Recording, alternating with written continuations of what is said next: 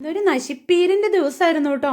വേറൊന്നുമല്ല, ഞാൻ പറയുക എന്നാന്നേ, ഇപ്പോൾ രാവിലെ തന്നെ തിരക്ക് പിടിച്ച പണികളൊക്കെ ആയിരുന്നു കേട്ടോ. അൻവിക്കുട്ടി എഴുന്നേറ്റ് വരുന്നതിന് മുമ്പ് പണികളൊക്കെ തീർത്ത് വെച്ചില്ലേ പിന്നെ ആൾക്ക് എല്ലാ പണിക്കും കൂടണം.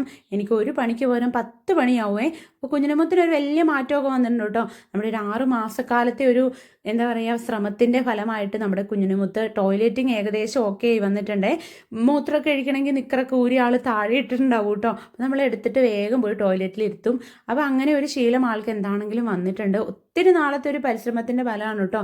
കാരണം ഇങ്ങനെയുള്ള മക്കൾക്ക് ഈ ടോയ്ലറ്റിങ്ങിൻ്റെ പ്രശ്നമൊക്കെ ഭയങ്കര ഒരു എന്താ പറയുക നമുക്ക് ബുദ്ധിമുട്ടുള്ളൊരു കാര്യമാണ്. അത് അറിയാവുന്നവർക്ക് അറിയാം, അല്ലാത്തവർ വിചാരിക്കും ഓ ഇതൊക്കെ ഇപ്പം ഇത്ര വലിയ കാര്യമാണോ എന്നല്ലേ. എണ്ണയൊക്കെ തേപ്പിച്ച് ഞാൻ ആളെ അവിടെ ഇരുത്തിയിട്ട് പോയതാണേ.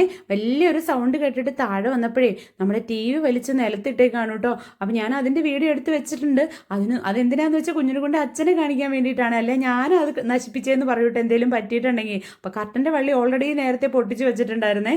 അതൊക്കെ ഞാൻ പിന്നെ ഒരു വിധത്തിൽ ഫിറ്റ് ചെയ്ത് വെച്ചു. പിന്നെ ഞാൻ ടി വി ഒക്കെ എടുത്ത് നേരെ വെച്ചിട്ട് തുടച്ച് ഓൺ ചെയ്ത് നോക്കിയപ്പോൾ കുഴപ്പമില്ല കേട്ടോ. ദേ ഒരാൾ ബുദ്ധനെ നശിപ്പിച്ച് വെച്ചിട്ടുണ്ട്.